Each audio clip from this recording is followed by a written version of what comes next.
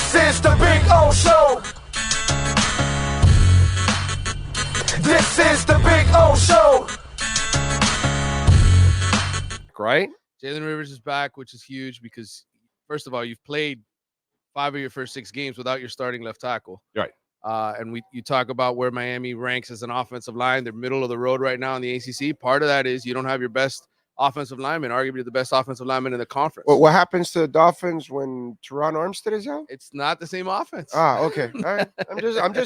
I'm trying to make a correlation to the whole thing. Yes. How important that guy is. Yes. And how it just balances everything out after that. Because if your guard isn't even great, you can kind of hide him in between your center and your amazing tackle. Yeah, for sure. And I think, look, the kids that they've had in there have done a decent job. Part of the sacks have been Cam Ward's fault. He's too busy trying to wait for receivers to get open and, scrambling around. And so you can't put all the blame on the offensive line. But when you put Jalen Rivers back in, that's automatically going to make you a better running team. It's going to make you a better protection team. So I think offensively, you talk about some of the struggles you saw against Virginia Tech in the first half. You saw some of the struggles against Cal. Now you got your best guys out there. Shouldn't have as much trouble scoring points early in the game at Louisville. Yeah, I'm looking for, and they're going to need points in this game. Oh yeah, Louisville's got one of the best offenses. Braum is a great play caller. You saw it last year when they came down here.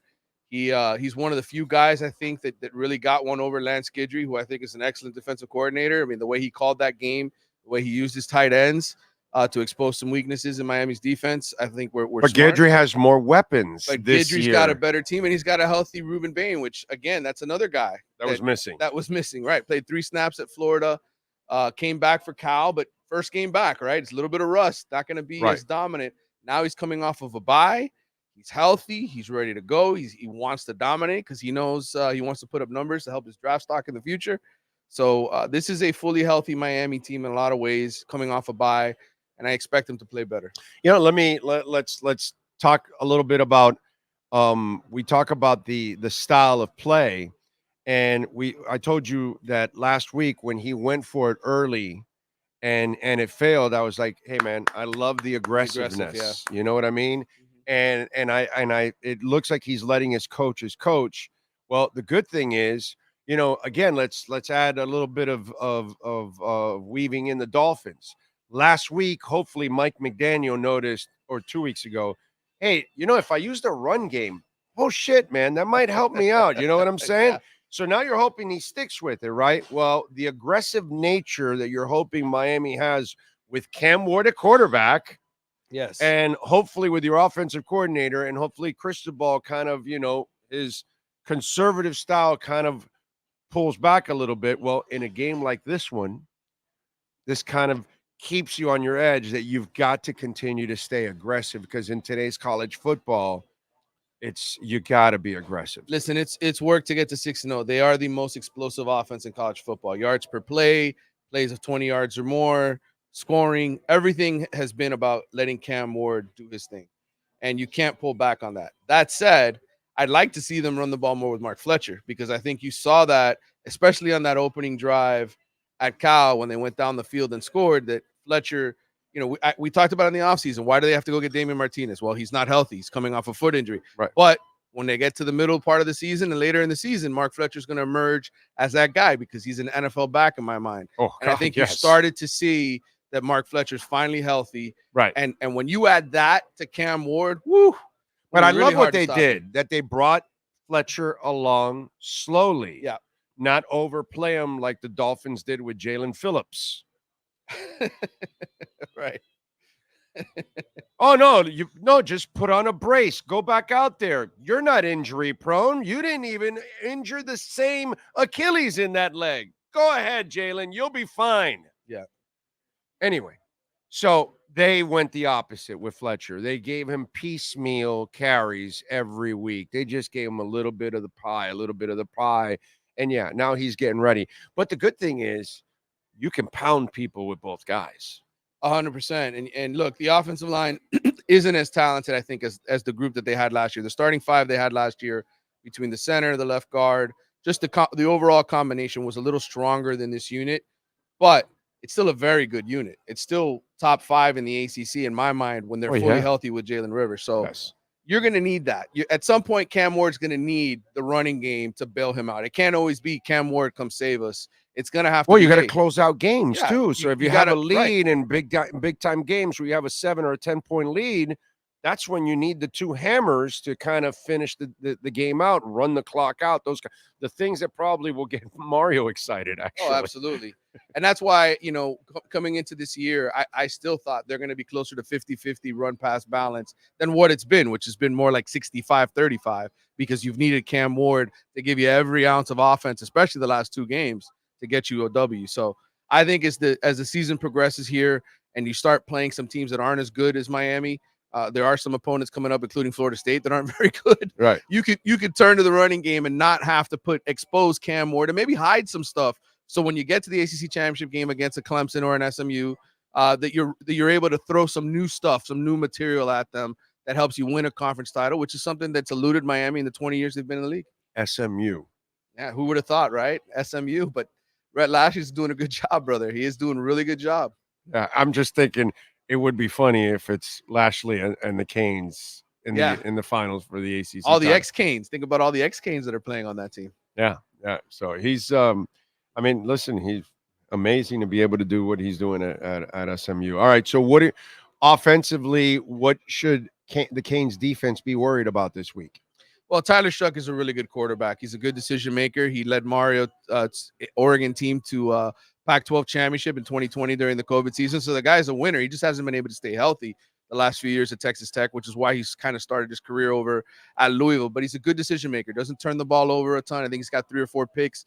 Had a couple of interceptions the last few games against Notre Dame and SMU. But he's not going to make mistakes. The running game is explosive. They've got a good running back in Brown who can average 8-9 yards a pop if you let him loose. So to me, this game is about containment. Do you give up the big play? You gave up 4 plays of 50 yards or more through the air against Cal. That's why you had to come back from 25 points down. Does Miami limit the explosive plays again as a defense and forces Louisville to go 10 plays, 12 plays, 14 plays to score? That's the key to this game. I think if Miami's defense is back to playing Miami defense like they were earlier in the year, and Ruben Bain's getting to the quarterback, and you're seeing the proper technique in the secondary where guys aren't blowing assignments, then this is going to be a very, very dangerous Miami team. So what you're telling me is that Miami's front 7 needs to control this game, and if you're going to get coverage sacks, you're going to get them because you get pressure.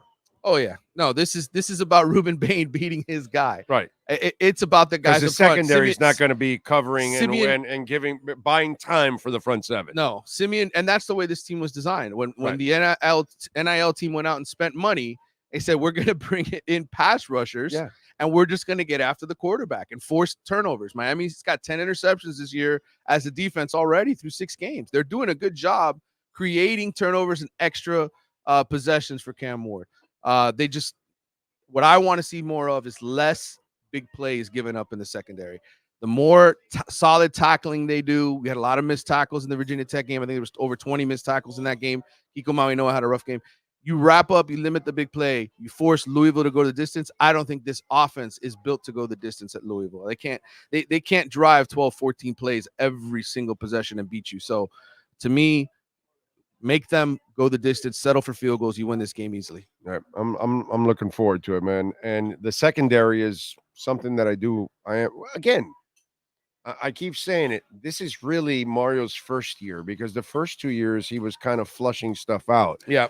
This is the first year where he has guys that are closer to what he wants. Yeah. But I can't expect him to have a complete secondary and a complete offensive line, D line, and every position filled at this point. There's gonna be some holes, and there's gonna be some things you're gonna have to mask. Oh, for sure. And in this team, that's one of the things you have to mask. And I think if you look around the country, and you look at Ohio State, who just lost to Oregon, and you look at Alabama, who's had they lost and they struggled. Everybody loses something in the offseason. With the transfer portal, you are going to lose players every single year. Guys are going to say, I don't like being the third cornerback. I don't like being the third wide receiver. I don't like being the second running back or the second quarterback. I don't want to wait. I want to get on the field. And so you have to constantly replenish yourself with recruiting. And that's the difference between Mario and a lot of other people. Yeah. He has always invested in recruiting And what he's learned at Miami, okay, because he didn't do this at Oregon. Go back and look at his track record at Oregon. He didn't take a lot of transfers. What he's done now at Miami is adapted to both. I am going to bring in talent every which way that you need to. Well, when he was at Oregon, it wasn't the free agency frenzy that it is now. Now it's changed, and he's changing. But he with had the times. opportunities. He had opportunities at Oregon. He just didn't do it. He believed in his recruiting. I think that's the one part of Mario that's adapted since he's come to Miami. Yeah, it's a complete operation. It's not just high school recruiting, because that's how he built his teams at Oregon. Very few transfers. So I think, kudos to him. I think Mike Norvell wishes at Florida State. You talk about Florida State and what their success the last couple of seasons. I bet you Mike Norvell wishes, man, I wish I would have invested more time and energy in recruiting the way Mario did. We wouldn't be 1-5 right now. Right. Yeah. Yeah. The Band-Aid approach helped him last year. And unfortunately, the one injury ruined the situation for them. But yeah, this game has changed because we have a tight end that's been in football like 46 years. Yes. And like 8 teams. And you say right now the Louisville quarterback's been on 8 teams also. Yes. This is his 3rd team, 7th year. So he's been at this a long time. Yeah, bro, that's the college plan I always wanted to be on. 8, 10 years, just hanging out with college chicks, partying, just like the 10-year plan. Take 10 years to get your degree. It's like, so for you youngins, you won't pick up on it, but it's like being the Rob Lowe in St. Elmo's Fire. That's kind of what you wanted to do, bro. Van Wilder. Oh, Van Wilder. Very good. Yes. Van Wilder.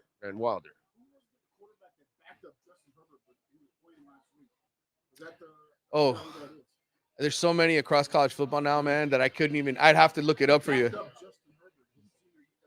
Who? Oh, okay. You backed up Herbert? Right. Yeah, these son of a bitches will leave college and get an AARP card next. Let me tell you, there are a lot of 7th and 8th year guys in college football right now. It's remarkable. But you talk about Cam McCormick. He was on the team with Herbert. That's when he started his career. That motherfucker started when there was leather helmets.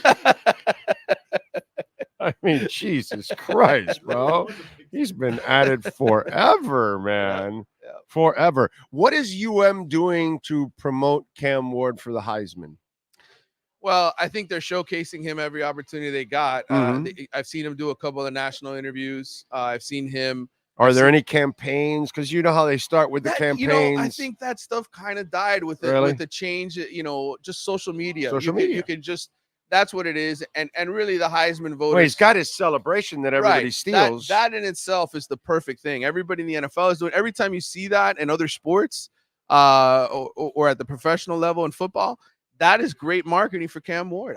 There's no other better tool than that. Even though he didn't invent that celebration was invented, I guess, at Western Kentucky. Okay. But the Cam Hilltoppers? The Hilltoppers are the ones that originally did that. But Cam is the one who's made it popular because everybody sees this guy who's gunning for the Heisman, who has an undefeated top-ranked number 6 team in the country.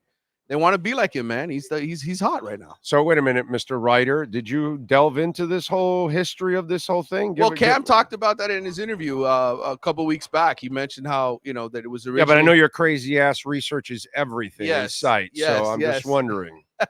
Well, the Western Kentucky guys did it, I think, for a year. That is meant completely as a compliment. Yes, I appreciate. I know you take it that way. Yes, the Western Kentucky guys did it for fun. I think it was like in practice. They might have brought it out in the games. But who the hell watches Western Kentucky play, right? I mean, everybody's watching Miami play, so that's why it feels brand new to everybody. But you want the origin story, you want the truth, it started at Western Kentucky. Okay.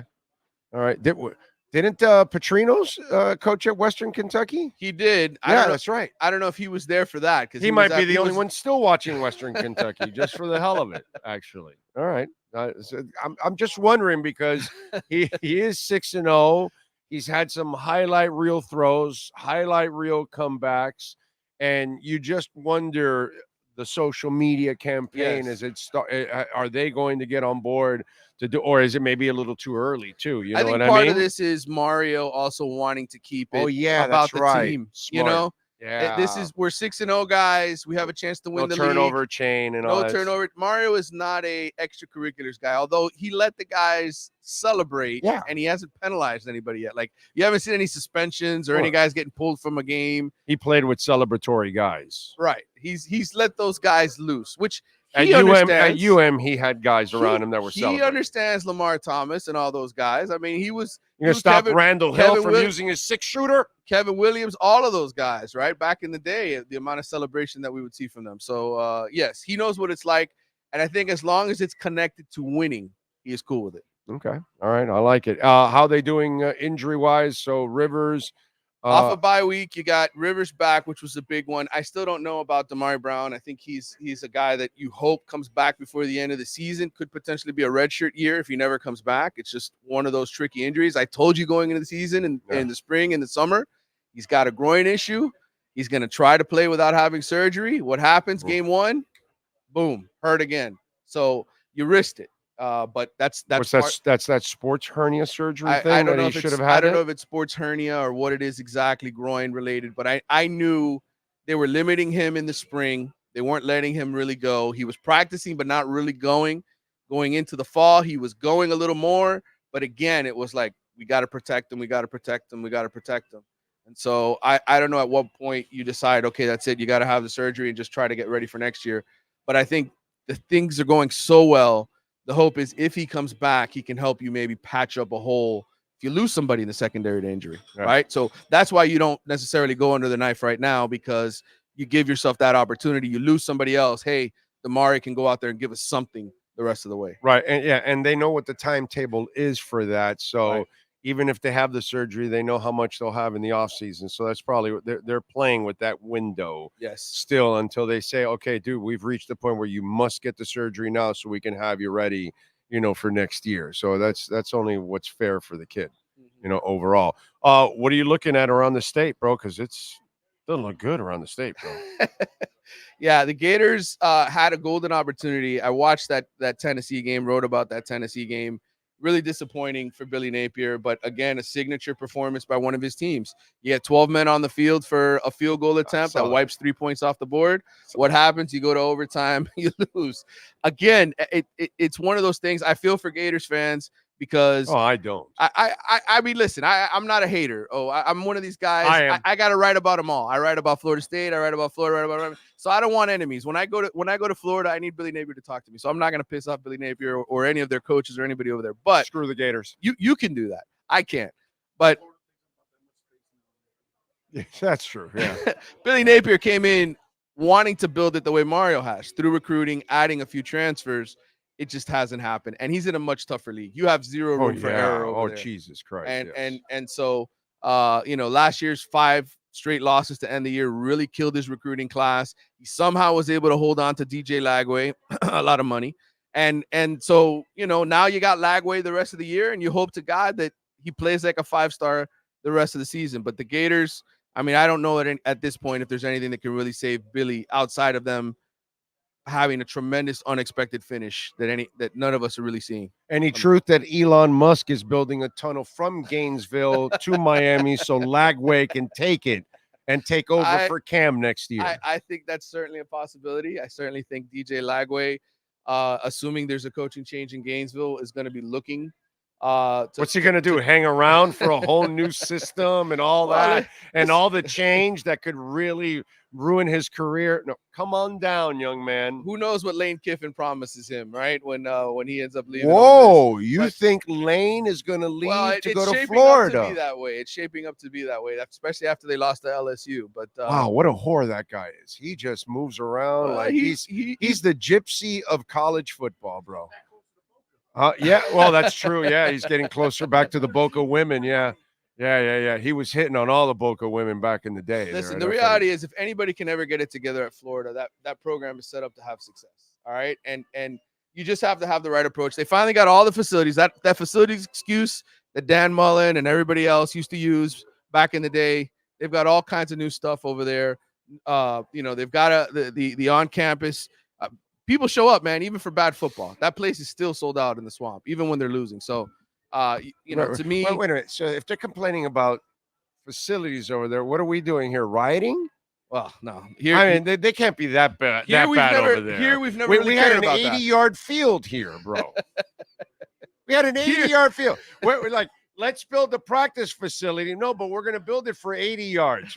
Is the game changing or something? Are they making Are we going to arena ball or something? What's going on here? You know what? That's So Mark Rick's $1 million can only cover 80 yards. That's what happened. Oh, God.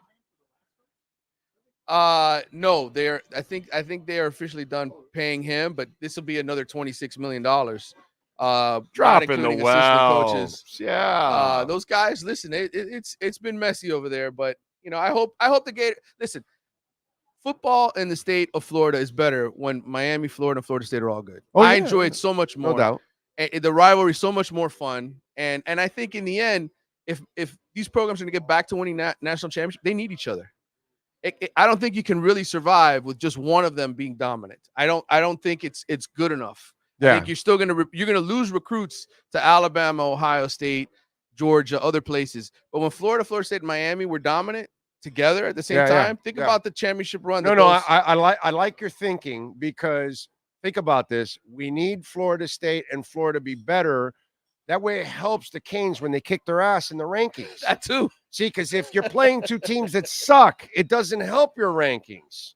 But, those days back when UM was great, and then Florida State, you would play them, then you'd trash them.